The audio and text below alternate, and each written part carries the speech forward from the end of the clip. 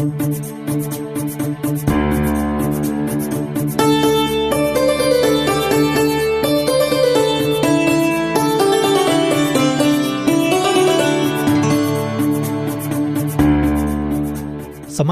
स्थानीय सरकार दिगो विकासको हकदार।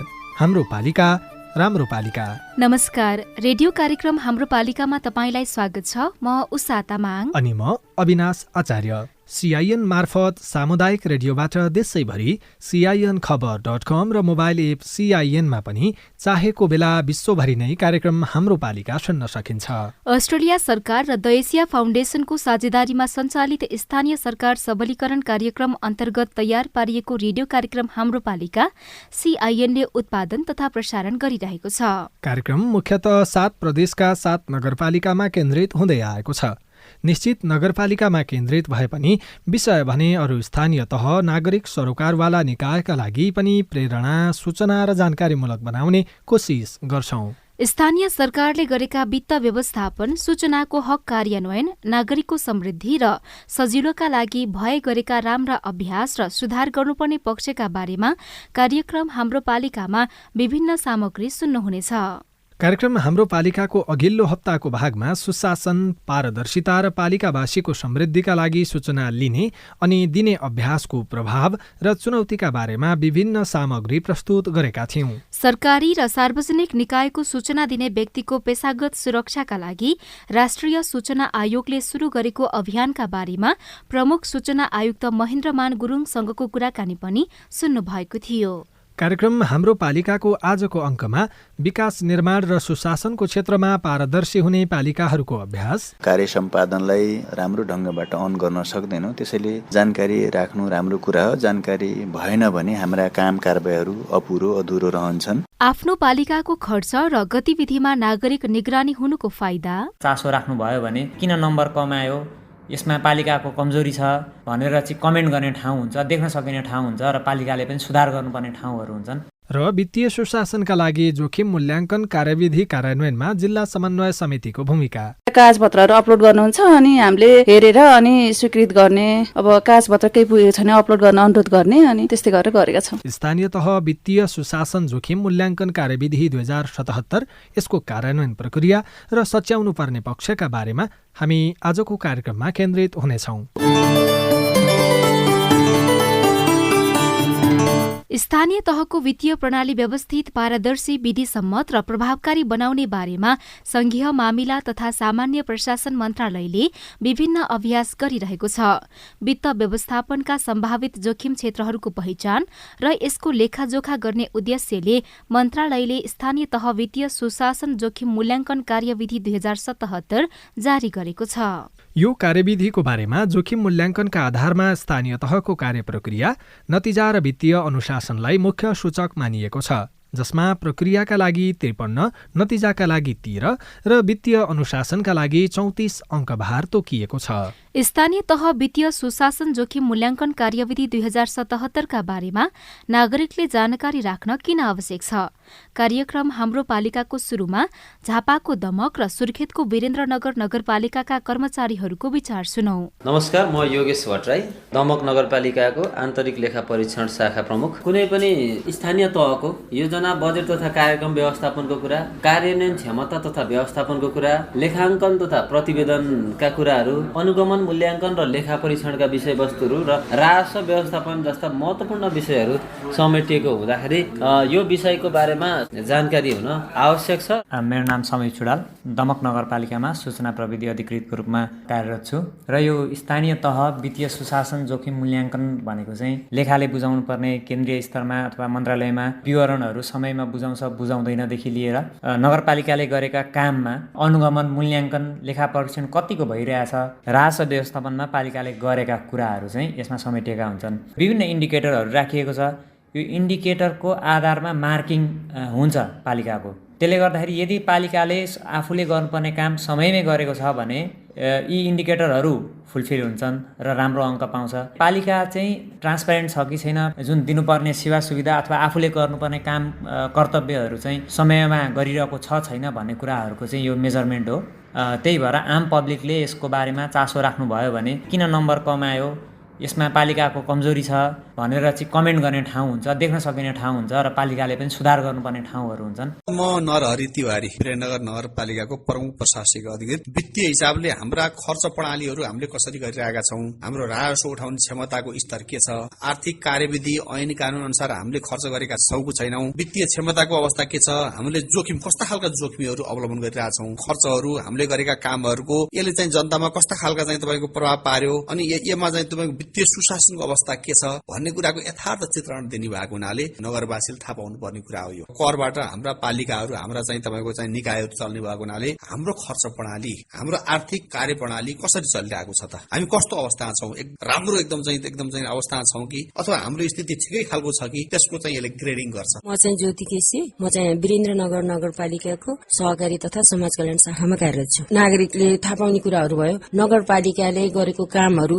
र त्यसको बजेटिङको कुराहरू, के कस्तो काम भइरहेछ नगरपालिकामा, के कति बजेट छुट्याइरहेछ, आफ्नै घर अगाडि हुने जुन एउटा विकास निर्माणका कुराहरू भयो हैन, अनि त्यस्ता कुराहरूमा चाहिँ के कति बजेटहरू राखेर चाहिँ त्यसमा के कस्तो नीति नियमहरू हुने रहेछ भन्ने विषयमा नागरिकहरूले जानकारी भयो भने, नागरिकहरूलाई त्यसको विषयमा जानकारी भयो भने चाहिँ उसले नगरपालिकाले गरेको काम कारबाहीमा चाहिँ बढी रेखदेख गर्ने र त्यसलाई चाहिँ जवाफदेहिताको बाटोमा ल्याउन चाहिँ नगरपालिकालाई त्यो गोरेटोमा चलाउन चाहिँ एकदमै राम्रो हुन्छ जस्तो लाग्छ मलाई। प्रकाश पौडेल, वीरेन्द्रनगर नगरपालिकाको योजना तथा वातावरण शाखा प्रमुख। यहाँ नागरिकले चुनेर पठाएका जनप्रतिनिधिहरूले नै एउटा चाहिँ नागरिकको सपना कोर्ने थलो हो। यिनीहरूले के काम गर्दैछन्, कसरी गर्दैछन्, पारदर्शी ढंगले गर्दैछन् कि छैनन् भन्ने विषयमा जानकारी राख्नका लागि पनि यो कार्यविधि आवश्यक छ। कार्यविधिमा जति पनि सूचकहरू छन् ती सूचकहरू पालिकाको वित्तीय सुशासन, प्रशासनिक सुशासनका कुराहरूलाई विशेष केन्द्रित रहेकोले पनि नगरपालिकाले जुन नागरिकले चाहेको अनुसार संस्कृत नगरको रूपमा विकास हुन सक्छ। त्यसो भएर पनि नागरिकले थाहा पाउनुपर्ने हुन्छ। स्थानीय तह वित्तीय सुशासन जोखिम मूल्याङ्कन कार्यविधि 2077मा कानूनी प्रक्रिया उल्लङ्घनको जोखिम देखाउने 53वटा सूचक समावेश गरिएको छ। यसमा बजेट पेश गर्ने, कार्यान्वयन गर्ने, मध्यमकालीन खर्च संरचना बनाउने, आवधिक योजना तयार पार्ने र त्यसको कार्यान्वयन, अनुगमन तथा मूल्याङ्कनका विषयहरूलाई समेटेर सूचकहरू तयार पारिएका छन्। बजेट तथा कार्यक्रम तर्जुमा गर्दा संघ र प्रदेशबाट प्राप्त मार्गदर्शनको पालना भए नभएको विषयलाई पनि जोखिम मूल्याङ्कन सूचकका रूपमा राखिएको छ। जनताको जीवनमा परिणाममुखी र सकारात्मक परिवर्तन नहुने गरी सार्वजनिक स्रोतको प्रयोग हुने जोखिमका सूचकहरू 13वटा छन्। स्थानीय तह वित्तीय सुशासन जोखिम मूल्याङ्कन कार्यविधि 2077 कार्यान्वयनका लागि स्थानीय सरकार, जिल्ला समन्वय समिति र संघीय मामिला तथा सामान्य प्रशासन मन्त्रालयबीच समन्वय अनिवार्य ठानिएको छ। जिल्ला समन्वय समितिहरूको अनुभव कस्तो छ? एकैछिन पाल्पातर्फ लागौं। स्थानीय तहको वित्तीय प्रणाली व्यवस्थित, पारदर्शी, विधिसम्मत र प्रभावकारी बनाउनु स्थानीय तह वित्तीय सुशासन जोखिम मूल्याङ्कन कार्यविधि 2077 को उद्देश्य छ। त्यसलाई प्रभावकारी रूपमा कार्यान्वयनका लागि अपनाइएको सावधानीका बारेमा बताउँदै जिल्ला समन्वय समिति पाल्पाका प्रमुख टंकनाथ खनाल भनेको टाइममा उहाँहरू चाहिँ उपस्थित हुनुभयो, सहयोग पनि गर्नुभयो, आफ्नो कार्यक्रम कार्यविधिहरू बताएर उहाँहरू अगाडि अहिलेसम्म हामीसँग नजिकै भएर काम गरिराख्नु भएको छ। होइन, यो महत्त्वपूर्ण कुरा रहेछ भन्ने कुरा उहाँहरूले पनि फिलिङ गर्नुभएको छ। थप व्यवस्थित गरेर अगाडि बढाउनु पर्छ भन्ने कुरामा हामी पनि लागिरहेका छौँ। जिल्ला समन्वय समितिले पाल्पाका स्थानीय तहका जनप्रतिनिधि र कर्मचारीलाई वित्तीय सुशासन लेखाजोखाको बारेमा अनुशिक्षण दिनुका साथै आवश्यक परेको बेलामा समन्वय पनि गरिरहेको छ। त्यसमा स्थानीय तहले कार्यविधि अनुसार जिल्ला समन्वय समितिलाई 3 महिनामा रिपोर्ट बुझाउने गरेका छन्। निमित्त जिल्ला समन्वय अधिकारी भावना पोखरेल प्रदेश सुशासन केन्द्रबाट पहिला यहाँ जिल्लामा ओरिएन्टेसन भएको थियो सबै गाउँपालिकाहरूलाई बोलाएर, पछि चाहिँ यहीँको ग्रुप प्रमुखज्यू, उपप्रमुख र हाम्रो जिल्ला समन्वय समितिको टिम प्रत्येक सबै गाउँपालिकामा पुगेर जनप्रतिनिधि र कर्मचारीहरू, शाखा प्रमुखहरूलाई राखेर अनुशिक्षण दिने कार्यक्रम चाहिँ सकिएको छ। अहिले अनुशिक्षण दिने अनि उताबाट कागजपत्रहरू अपलोड गर्नुहुन्छ, अनि हामीले हेरेर अनि स्वीकृत गर्ने, अब कागजपत्र केही पुगेको छैन अपलोड गर्न अनुरोध गर्ने, अनि त्यस्तै गरेर गरेका छौँ। कार्यविधिमा उल्लेख गरिए अनुसार स्थानीय तहको मूल्याङ्कन गर्ने, कुनै त्रुटि भएमा सच्याउन लगाउने र मूल्याङ्कनको नतिजा प्रदेश सरकारको आर्थिक मामिला तथा योजना मन्त्रालय र सामान्य प्रशासन मन्त्रालयमा जिल्ला समन्वय समितिले पठाउँछ। स्थानीय तहको काम कारबाहीमा जिल्ला समन्वय समितिको भूमिकाको बारेमा बताउँदै नागरिक अगुवा ज्योति कार्की स्थानीय तहको वित्तीय सुशासनको बारेमा चाहिँ नागरिकले जान्न जरुरी छ। पाल्पामा चाहिँ जिल्ला समन्वय समितिले यस विषयमा चासो दिएको बुझेकी छु मैले। तानसेन नगरपालिका सहित पाल्पामा 2 नगरपालिका र 8 गाउँपालिका छन्। स्थानीय तह वित्तीय सुशासन जोखिम मूल्याङ्कन कार्यविधि 2077 कार्यान्वयनका लागि जिल्ला समन्वय समितिले गरेको समन्वय सन्तोषजनक भए पनि सक्रियता अझ बढाउनु पर्ने र सचेतनाका कार्यक्रमलाई पनि निरन्तरता दिनुपर्ने जनप्रतिनिधिको भनाइ छ। Vijay Kumar Baudel, CIN radio Madanpokhara, Palpa. स्वीकृत आवधिक तथा एकीकृत योजनाको सूचीमा रहेका परियोजनालाई वार्षिक बजेट तथा कार्यक्रममा समावेश गरी पूर्ण रूपमा कार्यान्वयन गरे नगरेको विषयलाई हेरिने स्थानीय तह वित्तीय सुशासन जोखिम मूल्याङ्कन कार्यविधि 2077 मा उल्लेख छ। कार्यविधिमा सार्वजनिक स्रोत, साधन, शक्ति र अधिकारलाई निजी फाइदाका लागि उपयोग हुने विषयलाई वित्तीय अनुशासनको जोखिम जनाउने सूचक 34 वटा छन्। स्थानीय सरकारले यो कार्यविधि कार्यान्वयनका लागि काम भइरहेको बताएका छन्। योजनाहरूको प्रभावकारी कार्यान्वयन, जनप्रतिनिधिको भूमिका, स्थानीय सरकारमा रहेका विभिन्न शाखाहरूको भूमिका र जिम्मेवारी बाँडफाँड गरी स्थानीय तह वित्तीय सुशासन जोखिम मूल्याङ्कन कार्यविधि 2077 जारी भइसकेको छ। भीमेश्वर नगरपालिकाका वरिष्ठ शाखा अधिकृत नारायण प्रसाद सेडाई पारदर्शिता अभिवृद्धि गरोस् र जनताको सहभागिता चाहिँ सुनिश्चित गरोस् भन्नको लागि चाहिँ विभिन्न औजारहरू ल्याएको छ। त्यसमध्ये पनि स्थानीय तह वित्तीय सुशासन जोखिम मूल्याङ्कन कार्यविधि पनि एउटा औजार हो। विभिन्न शाखाहरूले आफूले निर्वाह गर्नुपर्ने, आफूले चाहिँ जिम्मेवारी लिएका कामहरूलाई चाहिँ राम्रोसँग गर्न सकियो, विधिसम्मत रूपमा गर्न सकियो, हाम्रो कानुनमा व्यवस्था भएका भूमिका जिम्मेवारीहरूलाई निर्वाह गर्न सकियो भने जनताको शासनको चाहिँ अनुभूति दिलाउन सक्छौँ। त्यसकारण शाखाहरूको भूमिका चाहिँ धेरै महत्त्वपूर्ण हुन्छ। गत वर्ष भीमेश्वर नगरपालिकाले स्थानीय तह वित्तीय सुशासन जोखिम मूल्याङ्कन कार्यविधि अनुसार मध्यम जोखिम अर्थात् 52.5% अङ्क प्राप्त गरेको थियो। धेरै कामहरू नगरपालिकाले गरेको भए पनि तथ्याङ्कमा समावेश नभएका कारण मध्यममा परेको नगरले यस वर्ष भने न्यून जोखिममा जाने गरी काम गरिरहेको छ। नगरका IT engineer Kiran Dahal clear चाहिँ बाहिर देखिन सक्छौँ कि हामी वित्तीय जोखिम मूल्याङ्कनमा चाहिँ कतातिर छौँ भनेर देख्न सकिन्छ। 52.5 मात्रै आएको थियो। वित्तीय जोखिम मूल्याङ्कनको लागि चाहिँ हामीले सुरुमा कार्यदल गठन गरेका छौँ। एउटा कार्यदल गठन गरिसकेपछि चाहिँ हामीले हरेक शाखागत रूपबाट त्यसमा चाहिने डकुमेन्टेसनहरू जुटाएर पुरा गरेर त्यसलाई चाहिँ हामीले पोर्टलमा त्यसमा इन्ट्री गरेर यो कार्य पूर्ण गर्न गइरहेको छौँ यो आर्थिक वर्षको लागि चाहिँ। स्थानीय तहको कामको मूल्याङ्कनको विकास निर्माण, सुशासन र पारदर्शितामा सुधार आउने अपेक्षा सरकारको छ। स्थानीय तह वित्तीय सुशासन जोखिम मूल्याङ्कन कार्यविधि कार्यान्वयनको लागि भीमेश्वर नगरपालिकाले कार्यदल समेत गठन गरेको छ। कार्यविधिका 100 सूचक अनुसार काम भइरहेको बताउँदै फेरि वरिष्ठ अधिकृत सेडाई सुशासन संस्थागत विकास समितिहरू हुन्छ, यी समितिहरू हुन्छन्, समिति अनुसारका आफ्ना भूमिकाहरू हुन्छन्। त्यस अनुसार नै शाखाहरूको चाहिँ वर्गीकरण गरिएको हुन्छ। नगरपालिकाले के काम गर्नुपर्छ, कति काम गर्नुपर्छ भनेर एउटै व्यक्तिले सबै त बुझ्न सक्नुहुन्न, तर उहाँको आएको बेला उहाँको सेवा छिटो हुनु पर्यो, छरितो हुनु पर्यो। स्थानीय सरकारको वित्तीय सुशासन सन्तोषजनक नभएको बताउनेहरू पनि भेटिन्छन्। सुशासनको क्षेत्रमा काम गर्ने गैर सरकारी संस्था हुराडेक नेपालका कार्यक्रम संयोजक शेरबहादुर भुजेल दोलखा जिल्लाका चाहिँ हाम्रा स्थानीय सरकारका सुशासनका सूचकहरू हेर्ने भनेदेखि चाहिँ एकदमै कमजोर पाउँछौँ हामी। नागरिक समाजले, मिडियाले हामीले गरेको काम थाहा नपाइदिए हुन्थ्यो, मिडियाले चासो नराख्दै हुन्थ्यो, अझ नागरिक समाजले चाहिँ हामीले गरेका कामहरू नहेर्दै हुन्थ्यो होइन भन्ने चाहनुहुन्छ। दोस्रो कार्यकालमा आएका जनप्रतिनिधिले 6 महिना पूरा गर्दैछन्, तर जनप्रतिनिधि तथा कर्मचारीले सुशासनका लागि बनाइएका कार्यविधि अक्षरशः पालना नगरेको बुझाइ संघीय मामिला तथा सामान्य प्रशासन मन्त्रालयको छ।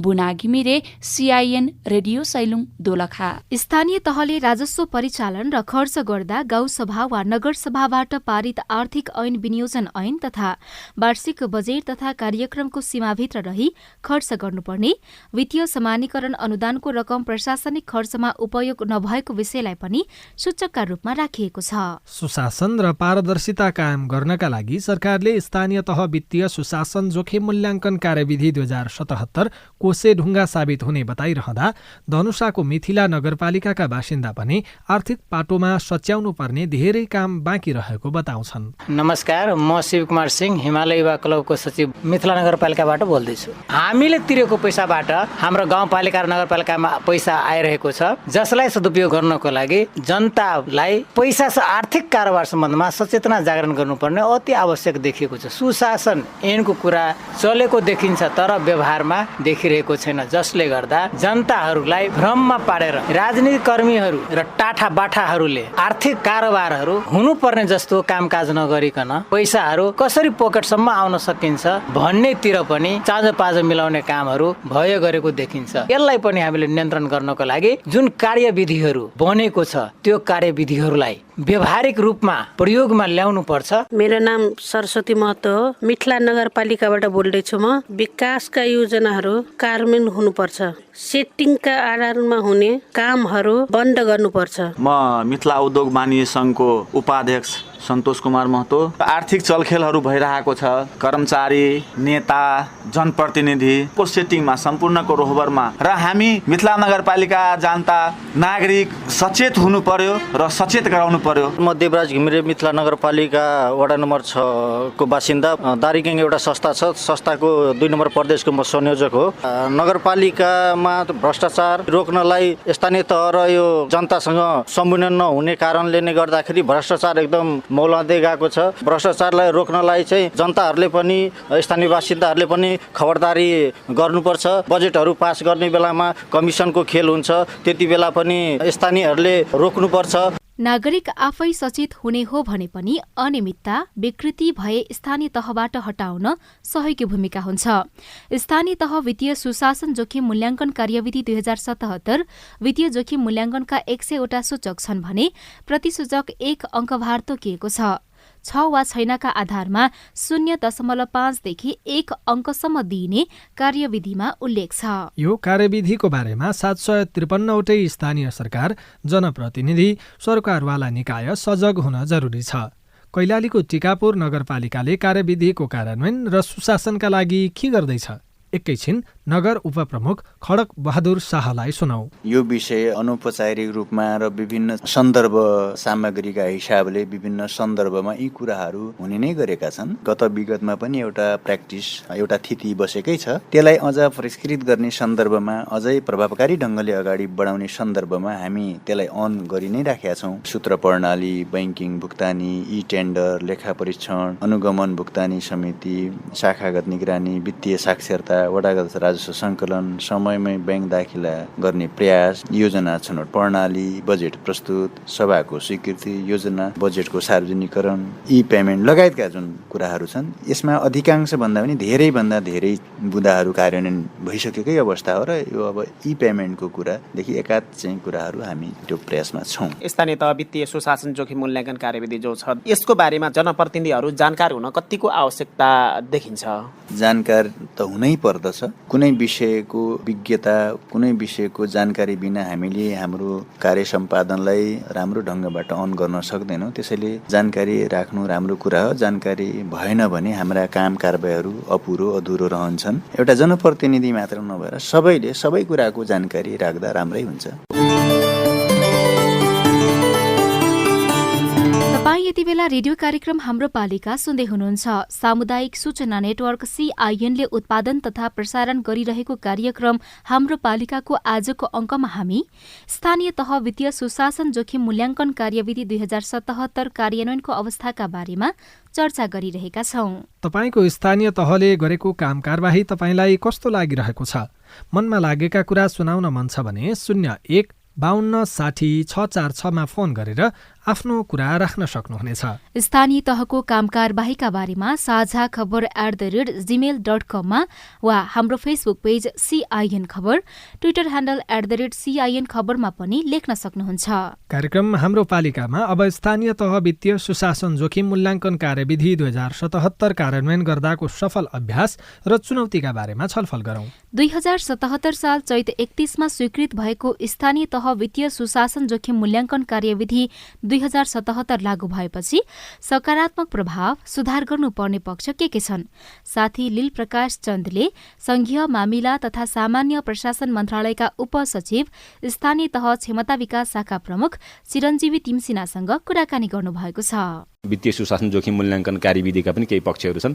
ती पक्षहरू हामीले प्रणालीको कुरा गर्दाखेरि एउटा प्रणालीमा अपलोड भएको डकुमेन्टहरू अटोमेटिक अर्को प्रणालीमा जाने हुन्छ, त्यसले देखाउँछ हैन। पारदर्शिताको अवस्था त्यसले सिर्जना गरौँ नि, सार्वजनिक सुनवाईको अवस्था सिर्जना गरौँ नि, सार्वजनिक परीक्षणको अवस्था सिर्जना गरौँ नि हैन। यस्ता सोशल अडिटका कामहरू सुरु गर्यो नि, त्यस्ता कामहरूले चाहिँ यो वित्तीय सुशासन जोखिमको अवस्था जुन हुन्छ त्यसलाई कम गराउँछ, जोखिमको अवस्थालाई कम गराउँछ नै स्वाभाविक रूपमा। लेखा परीक्षणलाई चाहिँ हेर्दै गर्दाखेरि बेरुजुको चाहिँ सीमाभित्र बस्ने विषयहरू, वित्तीय अनुशासनलाई काम गर्नुपर्ने विषयहरू, आएका केही समस्याहरू छन् तत्काल समाधान गर्न पनि सकिन्छ।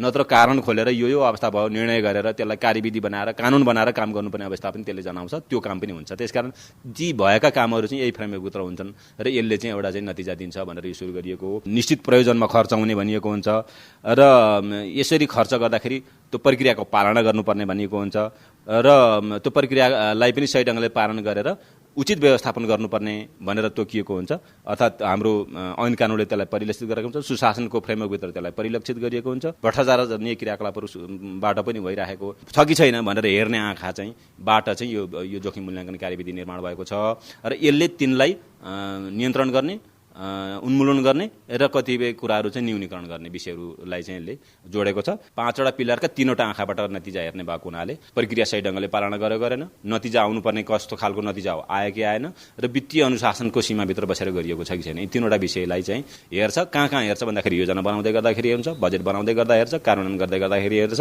अनि उसको क्षमता, कार्यान्वयनको क्षमताको अवस्था के छ हेर्छ, व्यवस्थापन सही ढङ्गले गरेन हेर्छ, अनुगमन मूल्याङ्कन र लेखा परीक्षणलाई सही ढङ्गले गरेको छ कि छैन हेर्छ। एउटा फारम भरेर पेश गरेपछि यो कार्यविधि कार्यान्वयनमा आएको भन्ने हो कि प्रक्रिया के छ त्यसबारेमा पनि जाउँ छोटकरी। के गरेका छौँ भन्दाखेरि यो सुरुमा कार्यविधि आयो, कार्यविधि बनिसकेपछि कार्यविधिमा आधारित रहेर प्रणाली आयो, प्रणाली पनि आइसक्यो र उहाँलाई विस्तृत स्रोत पुस्तिका पनि उपलब्ध गराइसकिएको अवस्था छ। यो के हो भन्दाखेरि हामीले पौष मसान्तभित्र गरिसक्नुपर्छ भनिएको छ। यद्यपि गत वर्ष पाइलोटिङ टेस्टिङको अवस्था थियो, यो साल पूर्ण रूपमा कार्यान्वयन जानुपर्ने छ। अहिले पनि अब स्थानीय तहले नतिजै प्रकाशित गरेको त थोरै 14-15वटा देखिन्छ अहिलेसम्म। अब हामी 3-4 753 मा 14-15वटाले मात्रै नतिजा प्रकाशन भएको, तर यसको अरू प्रक्रिया हुन्छ। यसमा चाहिँ डकुमेन्टहरू अपलोड गर्ने, डकुमेन्टहरू अपलोड गरिसकेपछि जिल्ला समन्वय समितिले त्यसलाई पृष्ठपोषणको रूपमा चाहिँ हेरिराखेको हुन्छ, डकुमेन्टहरू सही ढङ्गले हालेको छ कि छैन र त्यो कुरा हेरिसकेपछि अनि अन्तिम नतिजा चाहिँ जिल्ला समन्वय समितिले निकाल्ने हो। कुन महिना कुन मितिमा निकाल्ने भने मसान्तसम्म निकाल्नुपर्छ। तर यो साल हामीले के गर्छौँ भने यो सुरुवात वर्ष भएको हुनाले स्थानीय तहको संस्थागत स्वमूल्याङ्कनलाई पनि त्यसै गरेका थियौँ, कम्तीमा चैत मसान्तसम्म, र पहिलो वर्ष भएको हुनाले त्यसलाई असार मसान्तसम्मै लगेर भए पनि पूर्ण कार्यान्वयन गर्ने। अब अहिले त्यो पूर्ण रूपमा अगाडि गएको अवस्था छ। वित्तीय सुशासन जोखिमलाई पनि हामीले त्यही ढङ्गले अब अहिले मसान्तमै गर्नु परेन, पछाडि असारसम्म पनि जान सक्ने भयो। अहिले असार भन्ने छैन, अब छलफल चल्दैछ, चैत मसान्तसम्म हुन्छ होला। किनभने हामीले अहिलेसम्म 400 यो निर्वाचन भयो, निर्वाचनपछि जनप्रतिनिधिहरू आउनुभयो, यसलाई कार्यान्वयन गर्नुपर्ने विषय कति प्राथमिक हो भन्ने कुरा उहाँहरूलाई जानकारी अझै पनि गराउन बाँकी नै छ। हामीले 466वटा स्थानीय तहमा यसको ओरिएन्टेसन सकिएको छ, बल्ल सकिँदैछ भनेपछि यो त साउनदेखि नै गर्नुपर्ने काम थियो नि त। साउनमै डकुमेन्टहरू अपलोड गर्ने, साउनको डकुमेन्ट आज मैले सही गरेको डकुमेन्ट आजै अपलोड गर्ने हो क्या। यो पुष मसान्तमा आएर वर्षभरिको साउनदेखि असारसम्मको यति फाइलहरू ढड्डा चाहिँ टेबलमाथि खडा गरेर अनि अपलोड गर्ने विषय नै होइन। अब 753 मध्ये झन्डै 400मा ओरिएन्टेसन त्यो अभिमुखीकरणको कार्यक्रम सम्पन्न भयो, बाँकीमा पुग्न नसक्नुको त्यो दोष कसको हो त? अब मन्त्रालयले नै ढिला सुरु गर्यो, हाम्रो ढिला भयो भन्ने हो कि अथवा स्थानीय तहहरूको केही समस्या थियो त्यसमा ढिलो हुनुको कारण स्थानीय तहहरू पनि हुन् भनेर हो? अहिले त अब यस्तो भयो, यसमा बिचमा निर्वाचन पछि अब यो प्रदेशमा हाम्रो सुशासन केन्द्रको कुरा गरेँ नि अघि मैले, प्रदेशमा 7 प्रदेशमा प्रदेश सुशासन केन्द्र छ। प्रदेश सुशासन केन्द्रले हरेक पालिकासँग समन्वय गरेर कार्यक्रम बनाउँछ, अनि त्यहाँ गएर 2 दिन 3 दिन बसेर यसको अभिमुखीकरण गर्नुपर्ने काम हुन्छ। यो अभिमुखीकरण गर्दाखेरि जनप्रतिनिधिहरू, कर्मचारी, शाखा प्रमुखहरूसम्म बसेर यसलाई चाहिँ हेर्ने छलफल गर्ने विषय छ। हामीले फेरि के गर्छौँ भन्दाखेरि पहिले हामी जनशक्ति घटाउने जनशक्तिलाई तालिम दिन्छौँ, किन सङ्ख्या ठुलो छ, 753 नै पुग्नुपर्छ। अनि तालिम दिइसकेपछि बल्ल कार्यक्रम बनाएर अनि पालिकामा पठाउने प्रदेश सुशासन केन्द्रले गर्छ। अब प्रदेश सुशासन केन्द्रका अरू पनि कामहरू छन्, यो पनि कामहरू छन्। यो फेरि सुरु वर्ष टेस्टिङको रूपमा गयो, अहिले चाहिँ अब यो आएको हुनाले अब यो बिचमा विभिन्न चाडपर्व समेत आयो, चुनाव फेरि अर्को चुनाव पनि आयो, अनि त्यहाँ हामी जाँदाखेरि पनि उहाँहरू समय दिने अवस्था रहेन क्या। प्रक्रिया अब काम गर्ने ठाउँको सुरुवात हुन्छ, त्यो चाहिँ आउनको लागि कति समय लाग्ला अझै पनि? अब यो सबै द्रुत गतिमै अगाडि बढिरहेको छ। अहिले सबै कुरा सरल भइसक्यो होइन, निर्वाचन पनि सम्पन्न भएको छ। खटिने जनशक्ति र अभिमुखीकरण गर्नुपर्ने जनशक्ति दुईटैको टाइम हिजो नमिल्दाखेरि हामीलाई कठिन भएको हो। पुष मसान्तसम्ममा यसलाई कार्यान्वयन अथवा यसको नतिजा सार्वजनिक गर्ने ठाउँमा 14वटा मात्रै गर्नु भनेको त केही न केही समस्या छ भन्ने त अहिले देखायो नि। गत साल चाहिँ टेस्टिङ गर्दाखेरि हामीले 312वटामा सम्पन्न गरेका थियौँ। अहिले पनि 14वटा भनेको काम सुरु भएको 14वटा होइन, नतिजा प्रकाशित भएको 14वटा हो होइन। 466 पालिकामा बल्ल अभिमुखीकरण सकिएको छ। प्रारम्भिक नतिजा तयार भएको 84वटाको छ। 84वटा पालिकाले प्रारम्भिक नतिजा तयार गर्नुभएको छ। त्यो प्रारम्भिक नतिजा भनेको जिल्ला समन्वय समितिमा पठाउने नतिजा हो। त्यो फेरि आजै खोलेर आजै सबै गरौँ भन्ने पनि हुँदैन कि यसको साउनदेखिको यसलाई चाहिने डकुमेन्टहरू सबै खोजेर हाल्नुपर्ने हुन्छ, किनभने यो ढिलो सुरु गर्दाको अवस्था यो रह्यो कि। अब आउने साउन 1 गतेदेखि मैले साउन 1 गते गरेको काम साउन 1 गते नै सिस्टममा अपलोड गरेँ भने मलाई यो पुष मसान्तमा नतिजा प्रकाशन गर्न समस्या हुँदैन। त्यो कुरा चाहिँ सिकाउन बुझाउन चाहिँ हामीले स्थानीय तहमा अझै पनि कठिन भएको छ। हामीले एक दिन गरेको ओरिएन्टेसनले मात्रै सम्भव भएको छैन। त्यसकारण उहाँहरूलाई पटक पटक यसलाई चाहिँ सहजीकरण गर्नुपर्ने आवश्यकता छ। हामी त्यतातिर जाँदैछौँ र पौष मसान्तसम्मको नतिजा पौष मसान्तमै प्रकाशित होस् भनेर लाग्छौँ। यो चाहिँ अर्को सालबाट चाहिँ सम्भव हुन्छ। 84वटाले प्रारम्भिक नतिजा तयार गर्नुभयो। जिसबाट मूल्याङ्कन गर्न मिति तय भइसकेको 61वटा छ। मूल्याङ्कन गर्ने मिति तय गरेको चाहिँ उहाँहरूले निर्धारण गरेको चाहिँ 61वटा छ। जिसले प्रारम्भिक नतिजा तयार गर्दैछ, त्यो 41वटा बनिसकेको छ। यी सबै जोड्दाखेरिको सङ्ख्या त ठुलो आउँछ। जिसले नतिजा प्रकाशन गर्नुपर्ने यी सबै प्रक्रिया पुरा हुनै टाइम लाग्ने भएको हुनाले 14वटाको नतिजा प्रकाशित भएको हो। यो मैले अघि भनेका 84, 61, 41 पृष्ठपोषण दिइसकेको पालिकालाई 18वटा छ। यी सबै जोड्ने हो भने चाहिँ सङ्ख्या फेरि पनि ठुलो आउँछ होइन, 200, 250, 300 त अहिले पनि आउँछ। कार्यविधिको बारेमा हुनु त अभिमुखीकरण गर्नु बाँकी छ भन्नुभयो तपाईँहरूले होइन। कतिपय जनप्रतिनिधिलाई सोद्धाखेरि यो बारेमा हामी भर्खर आएको छौँ, हामीलाई थाहा छैन, हामीले कुरा नगरौँ, हामीलाई केही पनि थाहा छैन भन्ने जवाफ दिएको पनि पाइयो। अब यो कार्यविधिलाई कार्यान्वयन गर्नको लागि कर्मचारी, प्रमुख प्रशासकीय अधिकृतदेखि त्यहाँ अरू कर्मचारी जो छन् उनीहरूको भूमिका धेरै हो कि होइन? जनप्रतिनिधिले त थाहा पाउनै पर्छ अथवा उनीहरूको संलग्नता बिना यो अगाडि बढ्नै सक्दैन भन्ने कुरा हो। यसमा दुईवटै पक्ष छ। अब टेबलमा बसेर सिस्टममा अपलोड गर्ने कुरा कर्मचारीको हो होइन, तर कतिपय यस्तो यसमा चाहिँ प्रक्रियाहरू छन्, त्यो चाहिँ कार्यपालिकाले समयमै निर्णय गरिदिनुपर्ने, कार्यपालिकाको बैठक टाइममै बस्नुपर्ने, अनि कुन महिनाको कति गतिभित्र कार्यपालिकाले त्यो प्रतिवेदनलाई पारित गर्नुपर्ने भनेको छ, त्यो बसिदिनुपर्ने। त्यस्तो कुराको लागि जनप्रतिनिधिहरूले पनि जानकारी राख्नुपर्ने हुन्छ। यो फेरि कर्मचारीको मात्रै विषय होइन। अहिले जुन ठुल्ठुलो अक्षरले लेखिएर बाहिर आउँछ नि, स्थानीय तहमा चाहिँ बेरुजु यस्तो भयो, नियमितता भयो भन्ने ढङ्गको पालिकाकै विषयसँग जोडिएर आउनु भएको हुनाले उहाँहरूले पनि जानकारी राख्नुपर्छ। ती विषयहरूलाई जवाफ यही सिस्टमले दिन्छ, यही प्रणालीले दिन्छ, यही कार्यविधिले दिन्छ। त्यसकारण यो कार्यविधिलाई पूर्ण कार्यान्वयन गर्ने हो भने हाम्रा अरू उठेका क्वेसनहरूलाई पनि यसले जवाफ दिने रहेछ, यसले चाहिँ सुसूचित गर्ने रहेछ र हामीलाई पनि अनुशासनको सीमाभित्र राख्ने रहेछ भन्ने कुरा जानकारी राख्नुपर्छ। त्यसकारण यो दुवै पक्षले यसमा चाहिँ उत्तेकित दिनुपर्छ। जिल्ला समन्वय समितिले पनि बिचमा स्थानीय तहबाट रिपोर्ट लिने र त्यो सच्याउनको लागि अनुरोध गर्ने र एउटा प्रक्रिया पुरा गरेर आइसकेपछि प्रदेशमा त्यसको अपलोड गर्ने र तपाईँहरूलाई पनि जानकारी दिने भन्ने यसमा कार्यविधिमा छ।